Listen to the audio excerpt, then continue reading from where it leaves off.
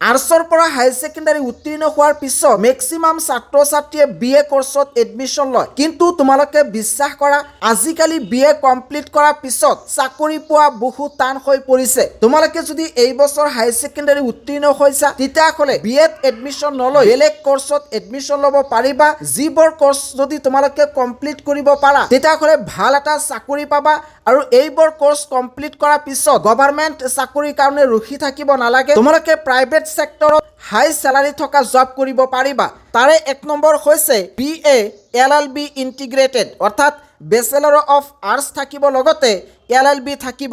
এই কোৰ্চৰ ডিউৰেশ্যন হৈছে 5 বছৰ।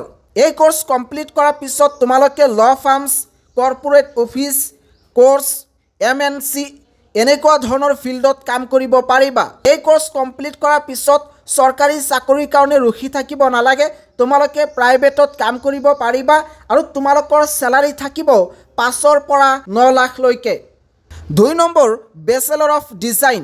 এই কোৰ্চৰ ডিউৰেশ্যন হৈছে মাত্ৰ 4 বছৰ। এই কোৰ্চ কমপ্লিট কৰাৰ পিছত তোমালোকে tech companies, design studios, IT hubs এনেকুৱা ধৰণৰ ফিল্ডত কাম কৰিব পাৰিবা। এই কোৰ্চ কমপ্লিট কৰাৰ পিছত তোমালোকৰ চাকৰিৰ কাৰণে আৰু টেনশ্যন কৰিব নালাগে, যিকোনো প্ৰাইভেট সেক্টৰত তোমালোকে চাকৰি পাবা, কাৰণ আজিকালি ফেশ্বনৰ যুগ, ডিজাইনৰ যুগ। গতিকে তোমালোকে যদি এই কোৰ্চটো ভালদৰে কমপ্লিট কৰিব পাৰা তেতিয়াহ'লে নিশ্চয় প্ৰাইভেট সেক্টৰত তোমালোকে আগতে জব পাবা, আৰু ইয়াতে ষ্টাৰ্টিং স্যালাৰি 5ৰ পৰা 10 লাখ টকালৈকে থাকিব। গতিকে তোমালোকে BA কোৰ্চত এডমিশ্যন নলৈ এনেকুৱা ধৰণৰ কোৰ্চত এডমিশ্যন ল'ব পাৰা। তাৰপিছত আহিছে BBA, অৰ্থাৎ বেচেলৰ অফ বিজনেছ এডমিনিষ্ট্ৰেশ্যন। এই কোৰ্চৰ ডিউৰেশ্যন হৈছে মাত্ৰ 3 বছৰ। এই কোৰ্চ কমপ্লিট কৰাৰ পিছত corporate houses, banks, marketing farms এনেকুৱা ধৰণৰ ফিল্ডত কাম কৰিব পাৰিবা, আৰু ইয়াতে স্যালাৰি হ'ব 3.5 লাখৰ পৰা 6.5 লাখ পাৰ ইয়াৰ। তাৰপিছত আহিছে BCA, অৰ্থাৎ bachelor of computer application with arts. এই কোৰ্চৰ ডিউৰেশ্যন হৈছে 3 বছৰ।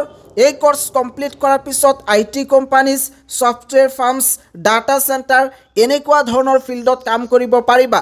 এই কোৰ্চ কমপ্লিট কৰাৰ পিছত তোমালোকে যদি প্ৰাইভেট জব কৰা তেতিয়াহ'লে ষ্টাৰ্টিং স্যালাৰি থাকিব 3.5ৰ পৰা আৰম্ভ কৰি 7 লাখ পাৰ ইয়াৰ। তাৰপিছত আহিছে bachelor of journalism and mass communication.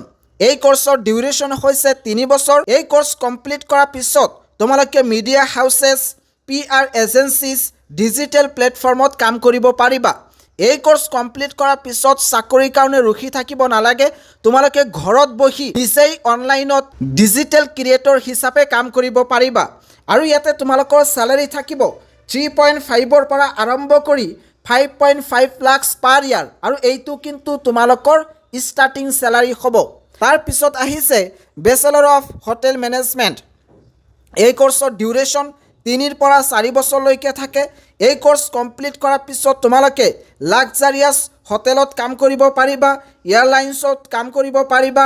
ইয়াৰ উপৰিও ভাৰতবৰ্ষৰ লগতে বহিৰাষ্ট্ৰ যিবোৰ হোটেল আছে সেই হোটেলবোৰত কিন্তু তোমালোকে কাম কৰিব পাৰিবা, এটা ভাল লাইফ স্পেণ্ড কৰিব পাৰিবা, আৰু ইয়াতে স্যালাৰি হ'ব 3 লাখৰ পৰা 5 লাখ পাৰ ইয়াৰ ষ্টাৰ্টিং স্যালাৰি। তাৰপিছত হৈছে GNM নাৰ্ছিং।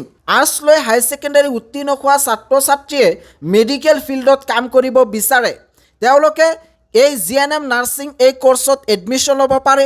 এই কোৰ্চৰ ডিউৰেশ্যন হৈছে 3 বছৰ। ইয়াতে government, private hospital, health care চেণ্টাৰত তেওঁলোকে কাম কৰিব পাৰে। অসমত যিমান গভৰ্ণমেণ্ট হস্পিটেল আছে আৰু তাতে যিমান নাৰ্ছ আছে তাৰে মেক্সিমাম নাৰ্ছ হৈছে এই GNM ANM কৰা ছাত্ৰ ছাত্ৰী। গতিকে তোমালোকে যদি মেডিকেল ফিল্ডত কাম কৰিব বিচৰা, যদি হেল্থ কেয়াৰ ছেক্টৰত কাম কৰিব বিচৰা তেতিয়াহ'লে এই কোৰ্চটো কৰিব পাৰিবা, আৰু ইয়াতে স্যালাৰি ষ্টাৰ্টিং তোমালোকৰ থাকিব 2.5 লাখৰ পৰা 4.5 লাখ, আৰু ইয়াতে কিন্তু গভৰ্ণমেণ্ট চাকৰি পোৱা যায়। আৰু তোমালোকে যদি কিবা কাৰণত গভৰ্ণমেণ্ট চাকৰি নোপোৱা তেতিয়াহ'লে প্ৰাইভেটত চাকৰি পাবাই, এইটো 100% চিয়'ৰ।